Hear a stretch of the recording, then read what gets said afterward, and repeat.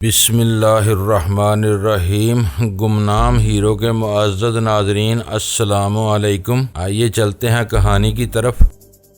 میرے ذہن میں نقش تھا، وہ مونا سکھ اچھرا میں سلطان احمد روڈ پر ہی رہتا تھا۔ اس مرد وفا نے خشونت سنگھ سے دوستی کا حق ادا کر دیا تھا۔ میرے والد صاحب مرحوم کی قیمتی ڈائری کو اس نے بڑی حفاظت سے اپنے پاس سنبھالے رکھا، اور جب لاہور میں ملک نوازش علی کے گنڈوں نے اس کا رخ کیا تو وہ اس رازدار ڈائری کو سینے سے لگائے کراچی پہنچ گیا۔ کروڑوں کی مالیت کے سونے کا راز اس ڈائری میں رقم تھا۔ شاید بوٹا سنگھ اس ڈائری کو مجھ تک پہنچانے کے لیے ہی اب تک زندہ تھا۔ جس روز وہ ڈائری میری تحویل میں آئی، اسی رات بوٹا سنگھ کو بے دردی سے قتل کر دیا گیا۔ وہ ملک نوازش علی کے نمک خوار میاں زاہد حسین کے بندوں کے ہاتھ لگ گیا تھا۔ ڈائری کی حفاظت والے جرم بے گناہی میں بوٹا سنگھ کو دردناک موت کے حوالے کر دیا گیا۔ مجھے اس کی موت سے دلی رنج ہوا تھا، اور عذاب بعد میں نے اس کا بدلہ بھی لے لیا تھا۔ یہ تمام باتیں سوچتے ہی مجھے اپنے اعصاب میں تناؤ محسوس ہوا۔ اس وقت میرے سامنے دو محاذ کھلے ہوئے تھے۔ ایک طرف مجھے شعیب گوری اور اس کی تنظیم سے نمٹنا تھا، اس کا کلا کما کرنا تھا، مگر نہایت ہی خاموشی اور رازداری کے ساتھ دوسری جانب نوازش علی تھا۔ اس محاذ پر مجھے بے دریغ اور کھلم کھلا جنگ کرنا تھی، وہ جنگ جو میرے دادا کے وقتوں سے جاری تھی۔ یہ جنگ مرحلہ وار آگے بڑھی تھی، اور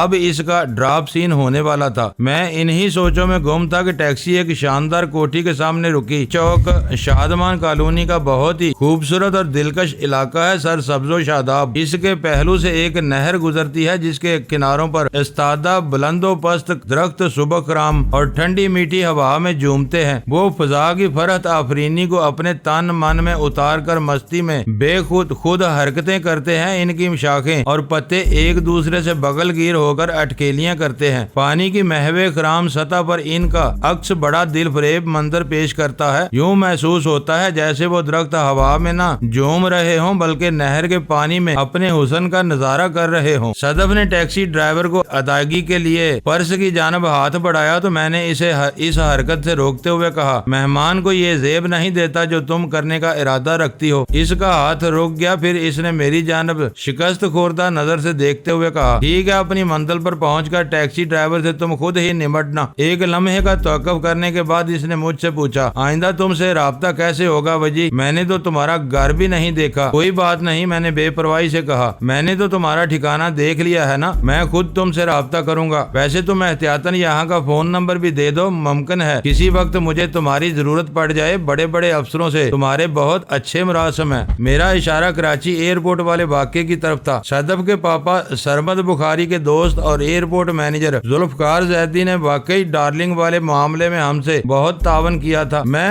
ہفتہ 10 دن ہی یہاں قیام کروں گی۔ صدف نے ڈارلنگ کی گردن پر ہاتھ پھیرتے ہوئے کہا، اس کے بعد اگر رابطہ کرنا ہو تو میں کراچی میں ملوں گی، تم وہاں کا فون نمبر بھی نوٹ کر لو۔ پھر اس نے مجھے دونوں مقامات کے فون نمبر لکھوا دیے اور ڈارلنگ سے مخاطب ہوتے ہوئے بولی، پیاری بلی، اب ادم والی کوئی حرکت نہ کرنا، انشاءاللہ ہم پھر ملیں گے بہت جلد، اوکے سی یو۔ ڈارلنگ کی طرف دیکھتے ہوئے یہ الفاظ ادا کر رہی تھی، لیکن میں واضح طور پر محسوس کر رہا تھا وہ مجھے سنانے کے لیے وہ کلمات دہرا رہی تھی۔ اس نے مجھے اپنی ننیال میں تھوڑا وقت گزارنے کی پیشکش بھی کی، لیکن میں نے معذرت پیش کر دی۔ وہ مجھے اللہ حافظ کہتے ہوئے ٹیکسی سے اتر گئی تو میرے کہنے پر ٹیکسی ڈرائیور نے گاڑی آگے بڑھا دی۔ یقینی طور پر اب وہ اچھرا کی سمت سفر کر رہا تھا۔ میں لاہور پہلی مرتبہ آیا تھا اور یہاں کے بارے میں میری معلومات صفر کے انتہائی نزدیک تھی۔ جب ڈرائیور نے لگ بھگ 1 کلومیٹر کا فاصلہ طے کر لیا تو میں نے اس سے کہا، ٹیکسی کو مال روڈ کی طرف موڑ لو۔ پھر میں نے اسے اپنی مطلوبہ ہوٹل کا نام بھی بتا دیا۔ کبیر شاہ نے جس ہوٹل میں میرے لیے سویٹ بک کروایا تھا وہ مال روڈ پر واقع تھا۔ یہ ہوٹل خاصا معروف تھا۔ میرا سویٹ اس ہوٹل کی دوسری منزل پر تھا اور اس کا نمبر 208 تھا۔ اس سویٹ میں ایک بیڈ روم، ایک سٹنگ روم کے علاوہ دیگر تمام سہولیات بھی موجود تھیں۔ یہ معلومات کبیر شاہ نے مجھے پہلے ہی فراہم کر دی تھی۔ ڈرائیور نے میری ہدایت پر ٹیکسی کا رخ تو موڑ لیا، لیکن یہ پوچھے بغیر نہ رہ سکا، صاحب آپ کو تو اچھرا جانا تھا سلطان احمد روڈ پر، اب مجھے مال روڈ جانا ہے اپنے ہوٹل۔ میں نے کہا، سنجیدگی سے کہا، تم اچھرا وچھرا کو ذہن ذہن سے نکال دو۔ اس نے چہرے پر مجھے تذبذب کے آثار نظر آئے۔ میں نے پوچھا تم کچھ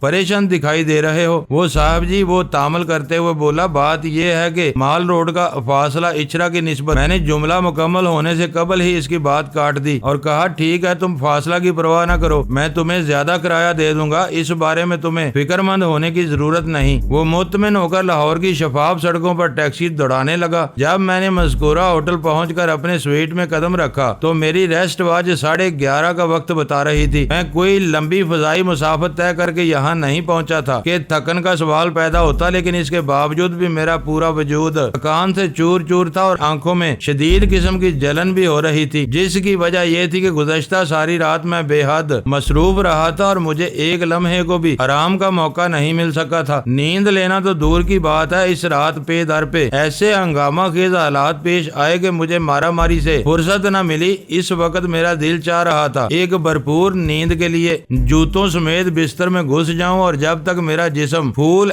جیسا ہلکا نہ ہو جائے آنکھ کھولنے کا تکلف نہ کروں، مگر فوری طور پر اس خواہش کی تکمیل ممکن نہیں تھی۔ اس سے پہلے چند ایک اہم کام نپٹانا ضروری تھے۔ میں نے واش روم میں جا کر خود کو فریش کیا اور تھوڑی ایزی ہونے کے بعد کراچی فون گھما دیا۔ ہوٹل میں قیام کی وجہ سے ظاہر ہے یہ فون اس ہوٹل کے توسط سے ہی کیا گیا تھا۔ میں نے سب سے پہلے جہانگیر سے رابطہ کرنے کی کوشش کی۔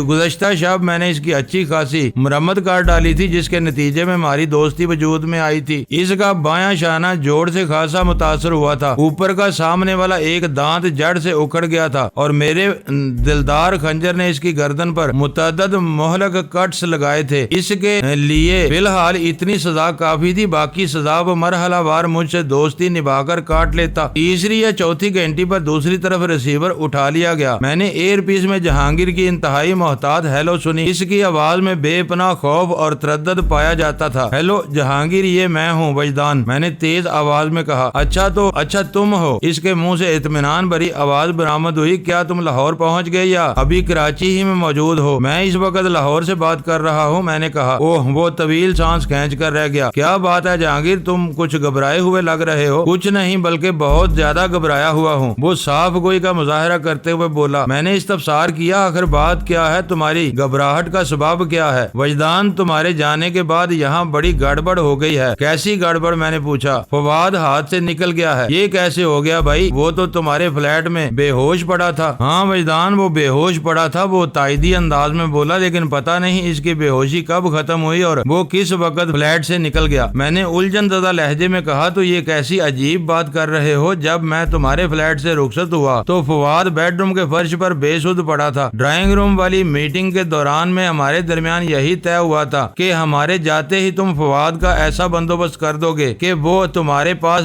سلیم باستی کے سامنے زبان کھولنے کے قابل نہیں رہے گا۔ کیا تم نے اس سلسلے میں کوئی غفلت برتی تھی؟ تم ٹھیک کہہ رہے ہو وجدان، وہ سہمے ہوئے انداز میں بولا۔ میں شدید قسم کی غفلت کا مرتکب ہو چکا ہوں اور اب 101% امکان اس بات کا ہے کہ فواد یہاں سے نکلنے کے بعد باس سے رابطہ کر چکا ہوگا یا کرنے ہی والا ہوگا۔ وہ چند لمحے خاموش رہنے کے بعد بولا، مجھے محسوس ہو رہا ہے وجدان جیسے میرا وقت پورا ہو گیا ہے، موت اب تب میں مجھے اپنے خونی جبڑوں میں دبوچنے والی ہے، میں سخت خوفزدہ ہوں۔ وجدان، تم سے مجھے دشمنی راس آئی ہے اور نہ ہی دوستی پھل رہی ہے۔ وہ خوف اور گھبراہٹ کے باعث بے ربط باتیں کر رہا تھا۔ میں نے لگ بھگ 4:10 پر اس کے فلیٹ کو خیر باد کہا تھا۔ اس بات کو اب 7 گھنٹے سے زیادہ گزر چکے تھے۔ اس تناظر میں نے جہانگیر سے سوال کیا، فواد کتنے بجے وہاں سے غائب ہوا تھا؟ 5 اور 6 بجے کے درمیان، اس نے کمزور سی آواز میں جواب دیا۔ تم اس دوران میں کیا کر رہے تھے؟ میں نے پوچھا۔ تم نے تھوڑی بہت دیر پہلے اپنی کسی غفلت کا ذکر کیا تھا، وہ تامل کرتے ہوئے بولا۔ وجدان، میں تمہیں دل میں اپنا سچا دوست تسلیم کر چکا ہوں، اس لیے تم سے کسی قسم کی غلط بیانی نہیں کروں گا۔ اس نے یہاں تک پہنچ کر ایک لمحے کا توقف کیا، پھر بات جاری رکھتے ہوئے بتانے لگا، میری اس غفلت کا تعلق تابندہ سے ہے، وہی کال گرل جسے تم نے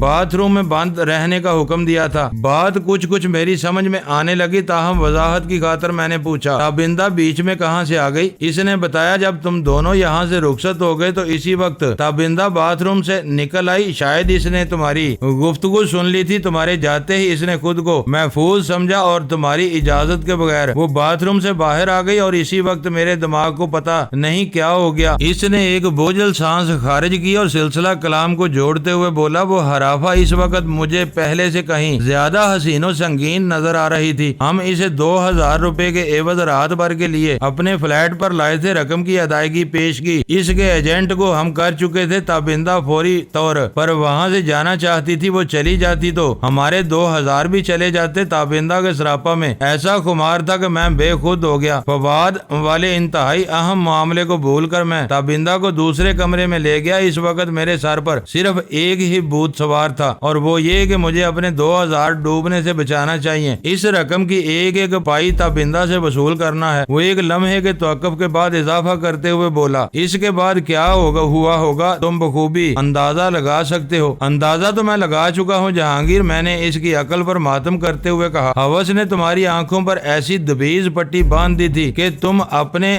2000 روپے پورے کرنے کے چکر میں نہایت قیمتی آدمی فواد کو گنوا بیٹھے ہو۔ وہ تمہاری اس غفلتانہ مصروفیت سے فائدہ اٹھا کر رفو چکر ہو گیا۔ یہ 2000 روپے وصول کر کے تم نے اپنی موت کو دعوت دے دی۔ جہانگیر وہ ہماری ابتدائی گفتگو سن چکا تھا۔ تم نے جو مجھے وجدان کی حیثیت سے اور میں نے تمہیں گرے پجیرو کے حوالے سے شناخت کر لیا تھا، پھر ہمارے درمیان کسی یہودی لابی اور CFK کے باہمی رابطے اور تعلق پر بھی مکالمے بازی ہوئی تھی۔ فواد نے سلیم واسطی کو اس واقعے سے باخبر کر دیا ہوگا اور اس نے بگ باس شعیب گوری تک یہ اطلاع پہنچا دی ہوگی، جس کا مطلب یہ ہوا کہ شعیب گوری میری اس کارروائی اور آئندہ عزائم سے پوری طرح آگاہ ہو چکا ہے۔ لہٰذا میں نے پرسوچ انداز میں جملہ ادھورا چھوڑا اور تھوڑے توقف کے بعد گمبھیر آواز میں کہا، اب مجھے شعیب گوری کی جانب سے محتاط رہتے ہوئے ایک ایک قدم پھونک پھونک کر اٹھانا ہوگا۔ جہانگیر تمہاری ذرا سی جذباتی بھول اور نفسیاتی خواہش نے بنا بنایا کھیل بگاڑ دیا ہے۔ بتاؤ اب میں اس سلسلے میں کیا کر سکتا ہوں؟ وجدان تم بہت بات تدبیر انسان ہو، وہ لجاجت امیز لہجے میں بولا، خدا کے واسطے مجھے بگ باس کے عطاب سے بچا لو، میں حرام موت نہیں مرنا چاہتا۔ اس کا گڑ گڑانا سن کر مجھے غصہ آنے لگا۔ میں نے سخت انداز اختیار کرتے ہوئے کہا، اگر تم اپنے دل میں زندہ رہنے کی خواہش رکھتے ہو تو اب تک اس فلیٹ میں بیٹھے کیا کر رہے ہو؟ فواد 6 بجے سے پہلے وہاں سے نکل گیا تھا اور اب 11:30 بج چکے ہیں۔ موت کسی بھی لمحے تمہیں اپنے نکیلے پنجوں میں دبوچ سکتی ہے۔ کیا تم بھیانک اور حسرتناک موت کا انتظار کر رہے ہو؟ اس کی سراسیمہ آواز سے میں نے محسوس کیا کہ اس نے میری بات کے اختتام پر ایک خوفناک جرجری لی ہوگی۔ ایئر پیس میں اس کی ڈری سہمی آواز ابری، وجدان تم ہی بتاؤ میں کہاں جاؤں؟ اوپر خدا ہے اور نیچے تم دونوں کے سوا میرا کوئی سہارا اور آسرا نہیں۔ میں نے کہا، اوپر والے پر بھروسہ رکھو اور میری ہدایت پر عمل کرو، انشاءاللہ نتیجہ تمہارے حق میں برآمد ہوگا۔ تم مجھے حکم دو میں کیا کروں؟ تمہیں فوری طور پر اس منحوس فلیٹ کو چھوڑ دینا چاہیے۔ میں نے کہا، ٹھیک ہے میں نکل رہا ہوں۔ وہ فرما برداری سے بولا، بتاؤ یہاں سے نکل کر کہاں جاؤں؟ میں نے اسے منحاس باقر کے دفتر کا پتہ سمجھایا اور کہا، جب تک میں وہاں فون کر کے تمہارے بارے میں آسانیاں فراہم نہ کر تم اس دفتر سے ہلنا بھی نہیں۔ یہ فیصلہ بعد میں کریں گے کہ اس کے بعد تمہیں کہاں جانا ہے۔ اوکے وجدان، میں تمہارا یہ احسان بھی زندگی بھر یاد رکھوں گا۔ تم یہ بات کہہ کر اس دوستی کی توہین کر رہے ہو جو ہمارے درمیان قائم ہو چکی ہے۔ میں نے برہمی سے کہا، دوستوں پر احسان نہیں کیا جاتا بلکہ ان کے کام آنا فرض اولین ہوتا ہے۔ وہ معذرت خواہانہ انداز میں بولا، میں آئندہ اس بات کا خیال رکھوں گا۔ فون بند کرنے سے پہلے میں نے اس سے چند ایک ضروری سوال کیے۔ میں نے کہا، آج صبح تمہارے بیان کے مطابق پاکستان کے ایک دوست یورپی ملک کا سفیر مسٹر جم براؤن کراچی پہنچنے والا تھا۔ اس کے جہاز نے ٹھیک 10 بجے لینڈ کرنا تھا اور ہوٹل پہنچنے سے قبل ہی CFK کے 2 دہشت گردوں نے مہمان سفیر کو نرسری کے مقام پر قاتلانہ حملے کے بعد موت کے گھاٹ اتارنا تھا۔ اس سلسلے میں تازہ ترین رپورٹ کیا ہے؟ قاتلوں نے تمہارے فلیٹ پر پناہ لینا تھی، کیا وہ تمہارے پاس پہنچ گئے ہیں؟ جہانگیر کی اب تک کی گفتگو سے میں نے اندازہ لگایا تھا کہ وہ اس وقت فلیٹ پر بالکل اکیلا تھا۔ اگر وہ اکیلا تھا تو اس کا واضح مطلب یہی تھا، نرسری والے آپریشن میں کوئی گڑبڑ ہو گئی تھی اور وہ دونوں قاتل پاس پہنچنے سے قاصر رہے تھے۔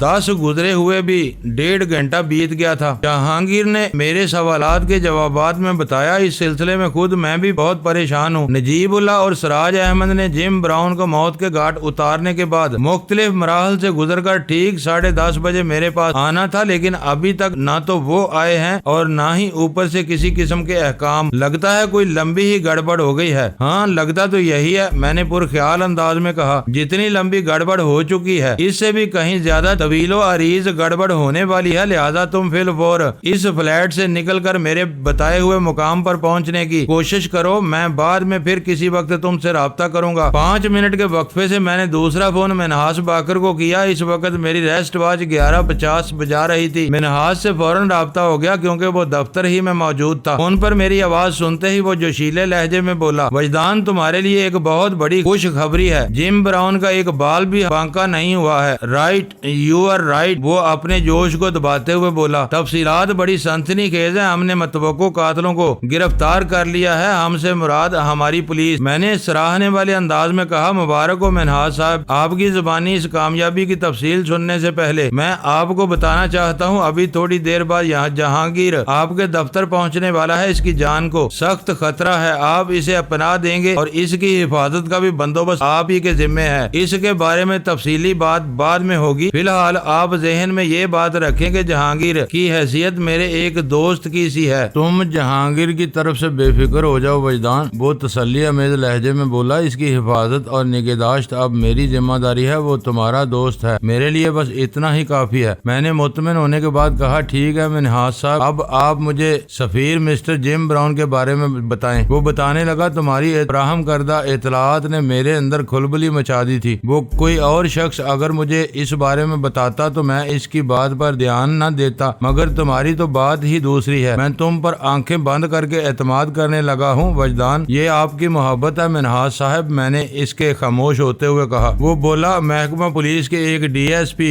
خورشید شاہ سے میرے دوستانہ مراسم ہے، خورشید ایک ایماندار اور فرض شناس پولیس آفیسر ہے، تمہارے جاتے ہی میں نے خورشید کو فون کیا اور اس سے تازہ ترین متوقع پیش آمدہ حالات کے بارے میں بتایا۔ اس نے فون پر بات کرنا مناسب نہ سمجھا اور فوراً مجھ سے ملنے چلا آیا۔ خورشید شاہ جم براؤن کی آمد سے آگاہ تھا اور اس نے اتفاق دیکھو وجدان کے خورشید شاہ پروٹوکول کے اس دستے میں شامل تھا جو سفیر جم براؤن کے ساتھ ایئرپورٹ سے ہوٹل تک پہنچنے والا تھا۔ خورشید شاہ نے پہلی فرصت میں اپنے اعلیٰ افیسر سے رابطے کیے اور 1 گھنٹے کے اندر مہمان یورپی سفیر کی حفاظت اور متبادل قیام کا انتظام بندوبست کر لیا۔ متبادل قیام، میں نے حیرت سے دہرایا۔ اس نے بتایا، ہاں وجدان، اعلیٰ عہدوں پر فائز ذمہ دار افراد نے آپس میں ہنگامی میٹنگ کی اور یہ طے پایا کہ مہمان سفیر کو اس کی طے شدہ قیام گاہ کی بجائے کہیں اور پہنچایا جائے۔ اس مقصد کے لیے ہوٹل ایئرپورٹ کا انتخاب کیا گیا اور نہایت ہی رازداری کے ساتھ وہاں مہمان سفیر جم براؤن کو ٹھہرانے کے انتظامات کر دیے گئے۔ مذکورہ ہوٹل ایئرپورٹ سے چند قدموں کی دوری پر ہی ہے، لہذا جم براؤن کی بے حفاظت وہاں پہنچا دیا گیا۔ وہ ایک لمحے کو سانس لینے کی خاطر رکا تو میں نے پوچھا، منہاس صاحب، آپ نے بتایا متوقع قاتلوں کو گرفتار کر لیا گیا ہے، وہ لوگ کس طرح پولیس کے ہتھے چڑھ گئے؟ انہوں نے تو نرسری کے قریب گھات لگا کر جم براؤن کو شکار کرنا تھا۔ تم بالکل ٹھیک کہہ رہے ہو وجدان، وہ تائید کرتے ہوئے بولا، مہمان کو بحفاظت ہوٹل ایئرپورٹ پہنچانے کے ساتھ ہی یہ پروگرام بھی طے پایا تھا کہ ملک دشمن متوقع قاتلوں کو ضرور گرفتار کیا جائے گا۔ اس مقصد کے حصول کی خاطر نرسری کے پورے علاقے کو سادہ لباس پولیس والوں نے اپنی نگاہ میں رکھ لیا، خاص طور پر لال کوٹھی سے لے کر گورا قبرستان تک شارع فیصل کی دونوں جانب چوکنا نظر رکھنے والا پولیس اہلکار متعین کر دیے گئے تاکہ کسی بھی غیر متوقع حرکت پر وہ فوراً عقاب کی مانند جھپٹا مار کر مشتبہ افراد کو اپنی گرفت میں لے لیں۔ منہاس باقر کے بیان میں خاصا جوش و خروش پایا جاتا تھا۔ کامیابی اور ناکامیابی ایک انتہائی جذباتی اور حساس معاملہ ہوتا ہے، اس میں انسان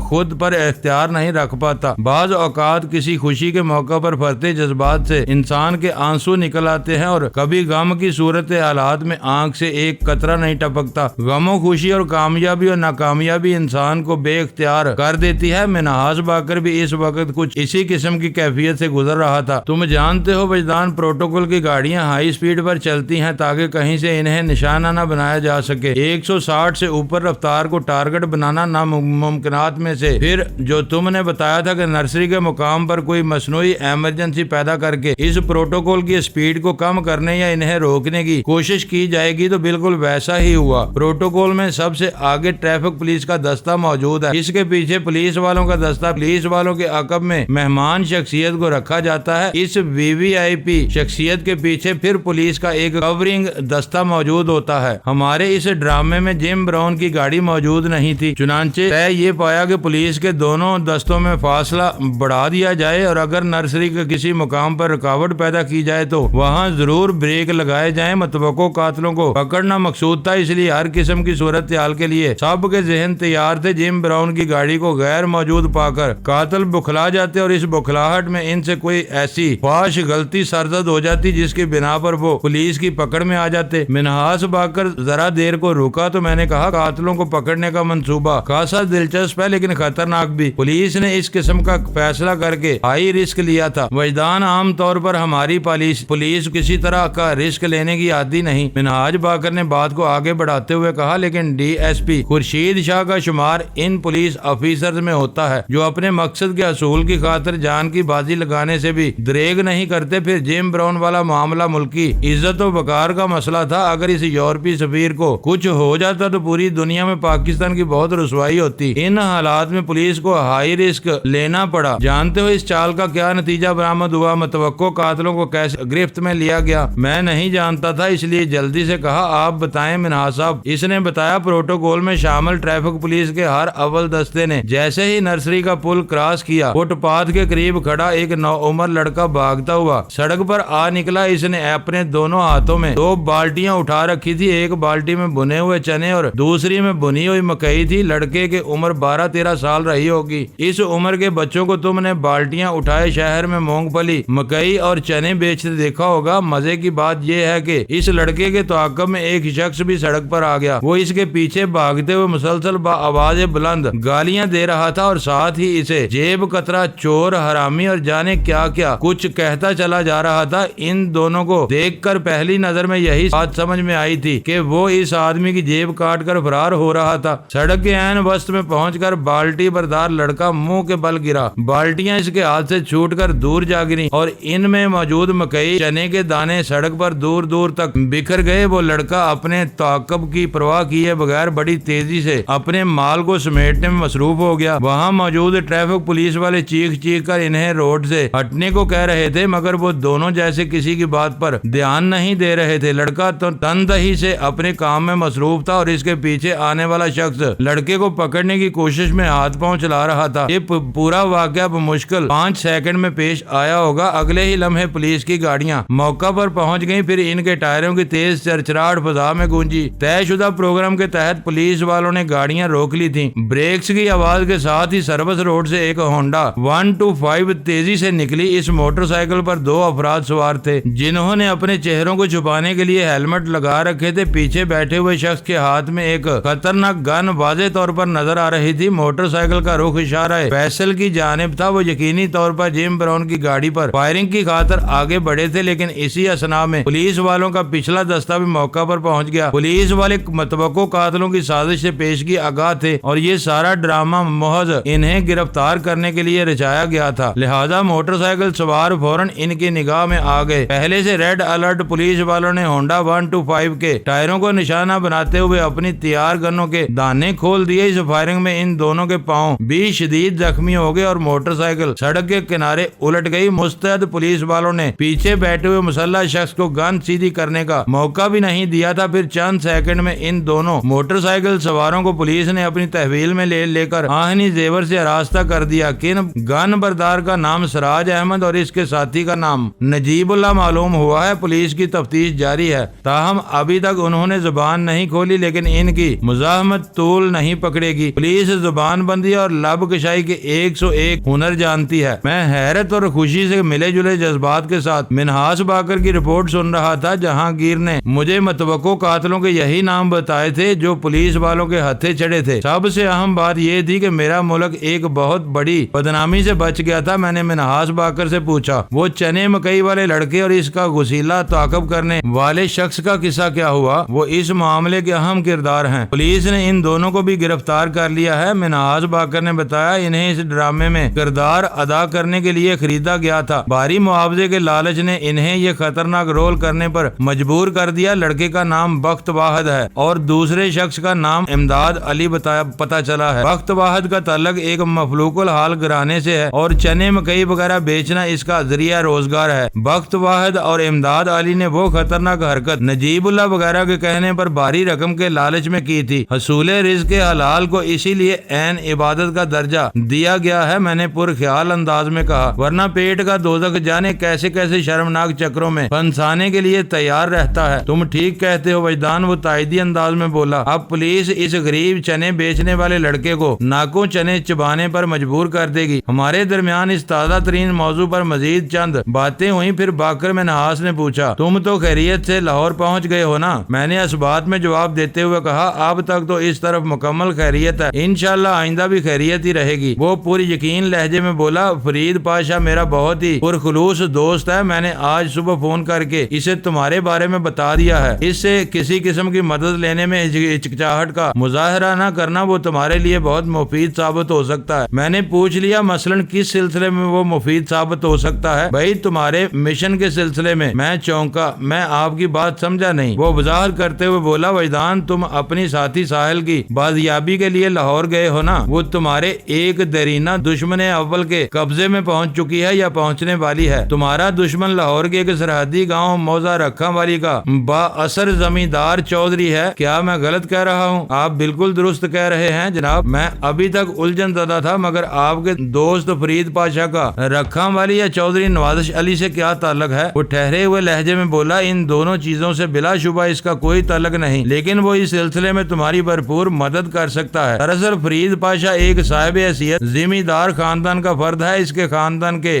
دیگر افراد اب بھی گاؤں میں رہتے ہیں اور زمینداری کرتے ہیں۔ ان کا گاؤں لاہور کے نواح میں واقع ہے۔ سیاست میں بھی ان لوگوں نے خوب ہاتھ پاؤں پھیلا رکھے ہیں۔ صرف فرید پاشا ہی نے شہر کا رخ کیا اور وہ بھی میں جبینوں کی نگری کا رخ۔ فرید کے پاس دولت کی کوئی کمی نہیں تھی، لہذا اس نے فلم انڈسٹری میں کشش محسوس کی اور آج کل وہ ایک کامیاب پروڈیوسر کی حیثیت سے فلمیں بنا رہا ہے۔ لاہور میں اس کی ایک عالی شان رہائش گاہ ہے جہاں کا میں نے تمہیں پتہ لکھ کر دیا تھا۔ میں جب بھی لاہور جاتا ہوں تو اسی کے یہاں ٹھہرتا ہوں۔ فرید اگرچہ بہت مصروف رہتا ہے لیکن دوستوں کے لیے وقت نکالنا اسے خوب آتا ہے۔ حسینوں کے جرمٹ میں گرے اس شخص سے مل کر تمہیں یقیناً خوشی ہوگی۔ کسی فلم پروڈیوسر کی اپروچ سے تم بخوبی آشنا ہو۔ مجھے یقین ہے فرید پاشا ہر حوالے سے تمہارے لیے مفید ثابت ہوگا۔ تم رکھاں والی والے مشن میں اس سے مدد لے سکتے ہو۔ ٹھیک ہے، میں اس کام کے بندے سے ضرور ملوں گا۔ میں نے کہا میں تمہاری کامیابی کے لیے دعا گو ہوں وجدان۔ شکریہ منہاس صاحب، میں نے سرسری انداز میں کہا، پھر اضافہ کرتے ہوئے اسے بتایا آپ کو جہانگیر کی حفاظت اور پناہ کا بندوبست کرنے کے ساتھ ایک اور اہم کام بھی کرنا ہوگا۔ تازہ ترین صورتحال کے پیش نظر میں نے کچھ ہنگامی فیصلے کیے ہیں۔ ہاں کہو تم مجھ سے کیا کہنا چاہتے ہو؟ وہ یکدم سنجیدہ ہو گیا۔ میں نے کہا یہودی لابی اور سی ایف کے یا بقول آپ کے سی پی ایف کے سلسلے میں آپ کو میرا انتظار کرنے کی ضرورت نہیں۔ میں نے آپ کو سی ایف کے والوں کے 2 اڈوں ساؤتھ اور ایسٹ کے بارے میں تفصیلاً بتا دیا ہے۔ وہاں کا ایڈریس اور قائم مقام کا نام آپ کے پاس درج ہے۔ تیسرے اڈے ملیر کے بارے میں جہاں جہانگیر کو ہر قسم کی معلومات حاصل ہیں کیونکہ اس کا تعلق ملیر ہی سے تھا۔ آپ اپنے دوست D S P Khurshid Shah اور دیگر فرد شناس پولیس آفیسرز کو اعتماد میں لے کر ان اڈوں پر ریڈ کریں اور اس خبیث تنظیم کو جتنا زیادہ نقصان پہنچا سکتے ہیں اس میں ایک لمحے کی تاخیر نہ کریں۔ ان لوگوں کو موقع دینا وقت ضائع کرنے کے مترادف ہوگا۔ میں نے ایک لمحے کے توقف کے بعد اضافہ کرتے ہوئے مزید کہا اب تو آپ کے لیے اس جواب دہی کا مسئلہ بھی نہیں رہا کہ ان خطرناک لوگوں کے بارے میں آپ کو کہاں سے معلومات حاصل ہوئی۔ سی ایف کے ساؤتھ والے اڈے سے وابستہ 2 افراد قاتلانہ حملے کے الزام میں پولیس کے قبضے میں ہیں۔ ان پر دباؤ ڈال کر بہت کچھ اگلوایا جا سکتا ہے۔ اگر پولیس کا کوئی با اختیار اعلی آفیسر آپ کی بات کو سمجھ جائے تو آپ کامیابی کے بہت سے جھنڈے اپنے نام سے گاڑ سکتے ہیں۔ یہ سب تو میں کر لوں گا، وہ متذبذب انداز میں بولا، مگر تم نے اچانک اپنے پروگرام میں تبدیلی کیوں کر ڈالی؟ ہمارے درمیان یہی طے ہوا تھا نا جب تم لاہور سے واپس آؤ گے تو۔ قطع کلامی کے لیے معذرت چاہتا ہوں منہاس صاحب، میں نے اس کی بات مکمل ہونے سے پہلے ہی کہہ دیا۔ اب حالات یکسر بدل چکے ہیں اس لیے مجھے بھی اپنے پروگرام کو تبدیل کرنا پڑ رہا ہے۔ حالات کی تبدیلی کی کچھ وضاحت کرو گے؟ اس نے پوچھا۔ میں نے کہا ایک تو پولیس براہ راست اس معاملے میں کود پڑی، آپ کے یا میرے نہ چاہتے ہوئے بھی وہ بال کی کھال اور کھال کے بال ضرور نکالیں گے۔ نجیب اللہ اور سراج احمد رنگے ہاتھوں موقع پر گرفتار ہوئے ہیں۔ پولیس والے اپنی مخصوص گفت تفتیش سے ان دونوں کے آباء و اجداد کو بھی کھوج نکالیں گے۔ اس کے بعد شعیب غوری اور اس کی شیطانی تنظیم سی ایف کے خلاف قانونی کارروائی لازم ہو جائے گی۔ دوسری اہم بات یہ کہ جہانگیر کا ساتھی فواد بندر سے غائب ہو گیا ہے۔ اس قسم کی انڈر گراؤنڈ تنظیموں میں ہر رکن دوسرے پر نگراں ہوتا ہے۔ فواد کی موجودگی میں میرے اور جہانگیر کے درمیان کچھ اس نوعیت کی گفتگو ہوئی تھی کہ جس میں ان کا بگ باس شعیب غوری میرے سامنے ایک مجرم کی حیثیت سے عیاں ہو گیا گیا وہ اب تک میری دوستی کا دم بھرتا رہا ہے، مگر اس کی اصلیت مجھ پر کھل جانے کے بعد وہ میرا بدترین دشمن بن جائے گا۔ وہ اپنی صفائی میں کچھ نہیں کہہ سکتا، البتہ میری مکمل صفائی کے لیے وہ سب کچھ کر سکتا ہے۔ فواد کا پراسرار غیاب یہی ظاہر کرتا ہے کہ اس نے اپنے باس کو رپورٹ پیش کر دی ہوگی اور پھر ملیر کا کرتا درتا نے شعیب کو سب کچھ بتا دیا ہوگا۔ حالات کی یہ نئی کروٹ بہت احتیاط کی متقاضی ہے، ہمیں ایک ایک قدم پھونک پھونک کر اٹھانا ہوگا۔ میں از خود شعیب غوری سے ملوں گا اور نہ ہی کسی قسم کا کوئی رابطہ رکھوں گا۔ اگر اس نے رابطہ کیا تو میں موقع محل کی مناسبت سے اسے ٹریٹ کروں گا۔ فواد کی رپوشی نے بڑی گڑبڑ پیدا کر دی ہے۔ آپ تو سمجھتے ہیں ایسی تنظیموں راز کی کتنی اہمیت ہوتی ہے۔ ہاں میں اچھی طرح سمجھتا ہوں۔ منہاس باقر کی گمبھیر آواز میری سماعت سے ٹکرائی۔ تم نے حالات کا جو نقشہ کھینچا ہے وہ بہت توجہ طلب اور قابل فکر ہے۔ شعیب غوری اب واقعی تمہارا دشمن اول بن جائے گا۔ تمہیں حد سے زیادہ احتیاط کی ضرورت ہے۔ وہ میں کر لوں گا، میں نے گہری سنجیدگی سے کہا۔ آپ فوراً CFK کے خلاف ایکشن میں آ جائیں، بعد میں بھی کراچی آ کر آپ کو جوائن کر لوں گا۔ ایک بات کا خیال رکھیں منہاس صاحب، میں نے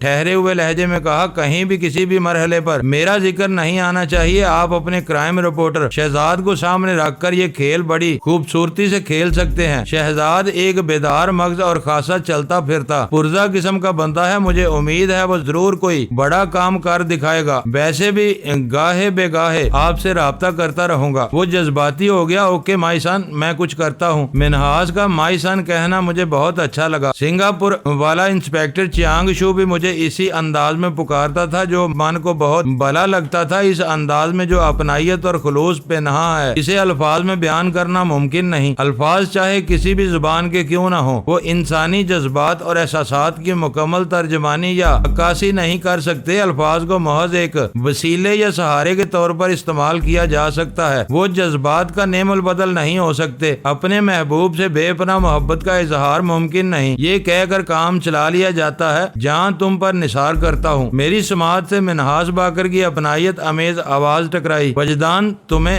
رقم وغیرہ کی ضرورت پڑے گی؟ میں نے قطع کلامی کرتے ہوئے کہا، منہاس صاحب میرے پاس اچھی خاصی رقم موجود ہے۔ اگر مجھے مزید رقم کی ضرورت پڑی تو اس کے حصول کے لیے میرے پاس آن لائن بینکنگ کارڈز موجود ہیں۔ ان میں ایک سلور اور ایک گولڈ کارڈ ہے۔ انشاءاللہ ملک کے کسی بھی حصے میں اور ملک سے باہر پوری دنیا میں مجھے رقم وغیرہ کا مسئلہ کبھی نہیں پیش آئے گا۔ آپ کی پیشکش کا بہت بہت شکریہ۔ تم نے میری ایک بہت بڑی فکر ختم کر دی، وہ مطمئن لہجے میں بولا۔ ATM کارڈ موجودہ دور کی ایک حیرت انگیز اور سہولت بخش ایجاد ہے۔ کمپیوٹر ٹیکنالوجی نے جس تیز رفتاری سے ہماری زندگی میں جگہ بنائی ہے اور مزید جگہ بنا رہی ہے، اسے دیکھتے ہوئے بلا تردد کہا جا سکتا ہے کہ ان قریب کمپیوٹر انسانوں پر حکمراں ہو جائے گا۔ ہم اب بھی خاصی حد تک کمپیوٹر کے محتاج ہو چکے ہیں۔ اس افرید کی مکمل حکمرانی میں زیادہ عرصہ باقی نہیں۔ آنے والے وقت میں یہ جن انسانوں کو اپنے اشاروں پر نچائے گا۔ یہ فیصلہ کرنا بہت مشکل اور تکلیف دہ ہے کہ آیا مشین نے اتنی ترقی کر لی ہے یا حضرت انسان بتدریج اپنے مقام و مرتبے سے گرتا چلا جا رہا ہے، یا پھر بے تنے آسانی مخلوق خداوندی اپنا ذہن اور صلاحیت دیدہ اور دانستہ مشین کے حوالے کر کے چین کی بانسری بجانے کا پروگرام بنائے بیٹھی ہے۔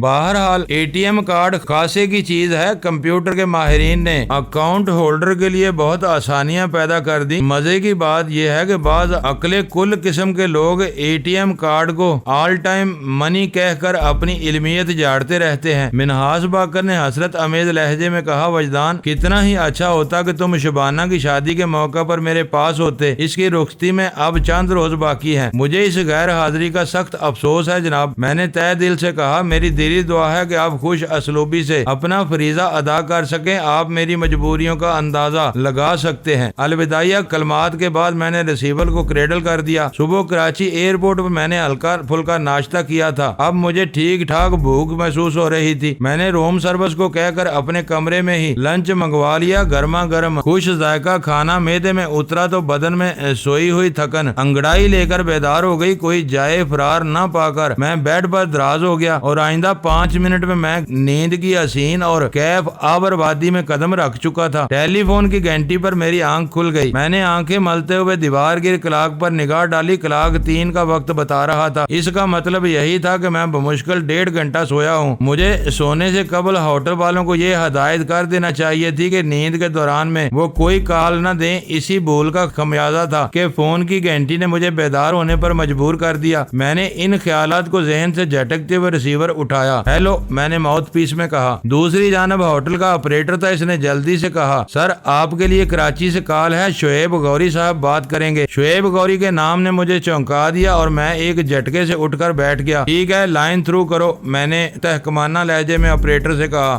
دوسرے ہی لمحے شعیب کی تھرتھراتی ہوئی آواز میری سماعت سے ٹکرائی۔ ہیلو وجدان۔ ہاں شعیب، کیا ہوا؟ تم خاصے گھبرائے ہوئے لگ رہے ہو، میں نے عطل مکان معتدل لہجے میں کہا۔ وہ میری بات کا جواب دینے کی بجائے ایک مطمئن سانس لیتے ہوئے بولا، شکر ہے تم ہوٹل میں مل گئے، ورنہ میں ڈر رہا تھا کہ کہیں تم لاہور پہنچتے ہی رکھا والی روانہ نہ ہو گئے ہو۔ میں نے اپنے دلی جذبات اور احساسات کو چھپاتے ہوئے پوچھا، یار اس میں ڈرنے والی کون سی بات ہے؟ اگر میں رکھا والی روانہ ہو چکا ہوتا تو کون سی قیامت آ جاتی؟ تم نے برمحل لفظ بلکہ الفاظ استعمال کیے ہیں، جلدی سے بولا۔ اس کے اندر سے اضطرار اور عدم اطمینان جھلکتا تھا۔ بات کو جاری رکھتے ہوئے کہنے لگا، اگر اس وقت میں نے تم سے رابطہ کرنے میں کامیاب نہ ہوتا تو سمجھو واقعی ایک قیامت ٹوٹ پڑتی۔ آج شعیب غوری کا لب و لہجہ اور انداز بہت بدلا ہوا تھا۔ میں نے ہمیشہ اسے پرسکون اور متحمل مزاج پایا تھا، لیکن اس وقت کی گفتگو کو دیکھتے ہوئے کہا جا سکتا تھا کہ وہ بڑی حد تک متفکر اور نروس ہے۔ گھوم پھر کر میرا دھیان فواد کی طرف جاتا تھا۔ 90% امکان اس بات کا تھا کہ شعیب غوری کو حقیقت حال کی خبر ہو چکی ہوگی۔ اس باخبری کے بعد اس کا خاموش بیٹھے رہنا ممکن نہیں تھا۔ میں نے بات چیت کو نارمل رکھتے ہوئے کہا، شعیب میں تمہاری پریشانی کو سمجھ نہیں پا رہا ہوں، ذرا کھل کر بتاؤ آخر مسئلہ کیا ہے؟ میں پریشان نہیں بلکہ متذبذب ہوں، وہ بڑی صورت سے بولا۔ میں نے پوچھا، اس تذبذب کا سبب کیا ہے؟ تم فوراً کراچی چلے آؤ، پھر تفصیل سے بات ہوگی۔ گویا بلی تھیلے سے باہر آ گئی۔ میں سمجھ گیا وہ جلد از جلد مجھے کراچی کیوں بلوانا چاہتا ہے۔ میں گزشتہ رات جن حالات سے گزرا تھا ان کے پیش نظر یہ اندازہ لگانا بہت آسان تھا کہ شعیب غوری پہلی فرصت میں مجھ پر ہاتھ ڈالنا چاہتا تھا۔ میں پلک جھپکتے میں ریڈ الرٹ ہو گیا۔ میں نے معتدل اور محتاط انداز میں کہا، تم جانتے ہو شعیب میں کتنے اہم اور حساس مشن پر کراچی سے لاہور پہنچا ہوں، اور اب تم مجھے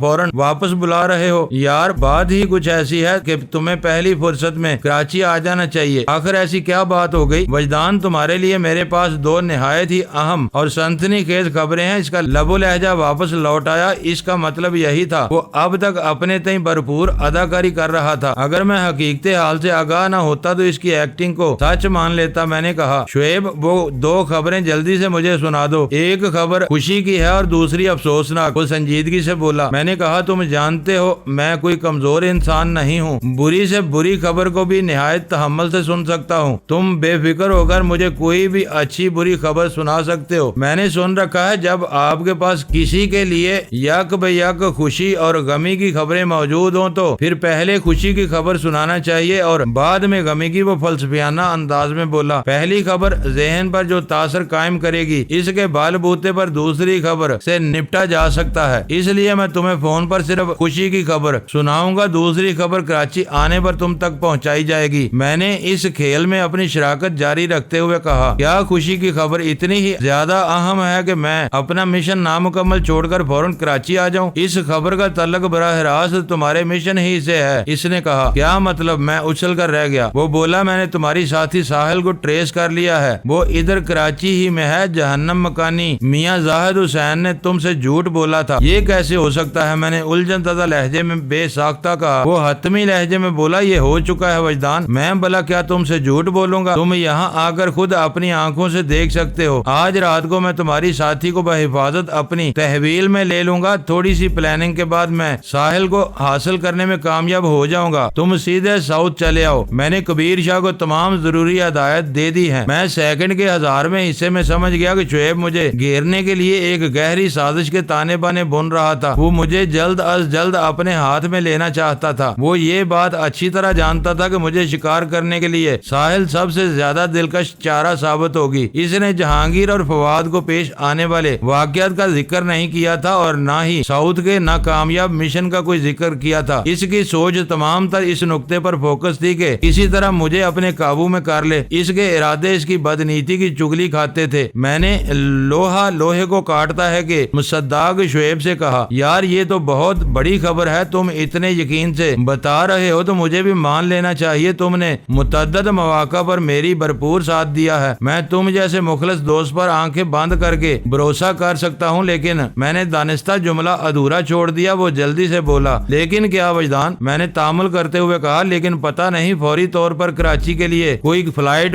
مل بھی سکے گی یا نہیں، اور اس ہوٹل میں بھی 2 دن کی بکنگ تھی۔ پھر ہوٹل کی بکنگ کو جہنم میں ڈالو وجدان، وہ قطع کلامی کرتے ہوئے بولا، اور فلائٹ وغیرہ کے لیے تمہیں فکر مند ہونے کی ضرورت نہیں، میں نے تمہاری واپسی کا بندوبست کر دیا ہے۔ وہ کیسے شعیب؟ میں نے حیرت کی اداکاری کرتے ہوئے کہا۔ شعیب گوری جیسے با اثر شخص کے لیے یہ چندہ مشکل نہیں تھا کہ کراچی میں رہتے ہوئے لاہور سے میری بکنگ کروا دے، مگر میں حیرت کا اظہار کر کے اس ڈرامے میں حقیقت کا رنگ بھر رہا تھا۔ ہمارے درمیان جو کھیل شروع ہو چکا تھا، اس میں اعتماد اور اداکاری کی بہت اہمیت تھی۔ اعتماد اپنی ذات پر اور اداکاری دوسرے کے سامنے، الا یہ کہ ہم کھل کر ایک دوسرے کے سامنے آ جاتے۔ شعیب جب تک بند رہ کر کھیلتا رہتا، میں بھی اس کے سامنے کھلنے کا ارادہ نہیں رکھتا تھا۔ میرے سوال کے جواب میں اس نے کہا، وجدان تمہیں فون کرنے سے پہلے میں نے تمہارے لیے ٹکٹ اور پہلی ممکنہ فلائٹ میں کراچی آنے کا انتظام کر دیا ہے۔ تمہیں صرف اتنی زحمت کرنا ہوگی کہ اپنے کمرے سے نکل کر ہوٹل کے گراؤنڈ فلور پر پہنچو۔ وہاں مختلف ٹریول ایجنسیز والے ایک قطار سے آپس سجائے بیٹھے ہیں۔ تمہیں سماد ٹریولز میں جانا ہے، وہاں سماد بخاری صاحب سے میرا ریفرنس استعمال کر کے ملو، وہ تمہیں ٹکٹ دے دیں گے۔ ایک لمحے کے توقف سے اس نے اضافہ کیا، تمہاری فلائٹ میں لگ بھگ 2.5 گھنٹہ باقی ہے، اب تم وہاں کمرے میں 1 سیکنڈ ضائع نہیں کرو گے۔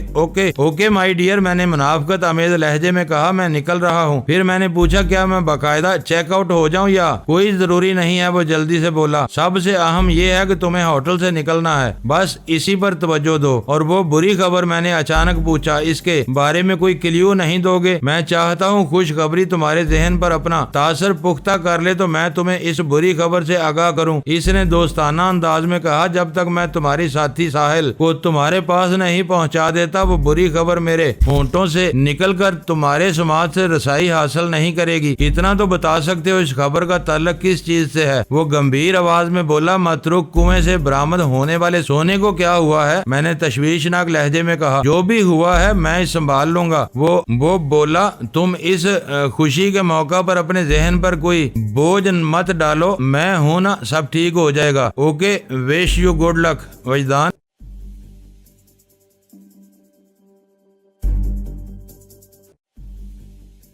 معزز ناظرین، لائک کریں، شیئر کریں اور کمنٹس باکس میں پاک آرمی زندہ باد، پاکستان پائندہ باد کا نعرہ ضرور درج کر کے اپنے ملک پر فخر کریں اور پاکستان کی بنیادیں مضبوط کرنے میں اپنا کردار ادا کریں۔ ویڈیو دیکھنے کا شکریہ۔ معزز ناظرین، اپنا خیال رکھیے گا اور ہمارے چینل کا بھی۔ ISI پاک آرمی زندہ باد، پاکستان پائندہ باد۔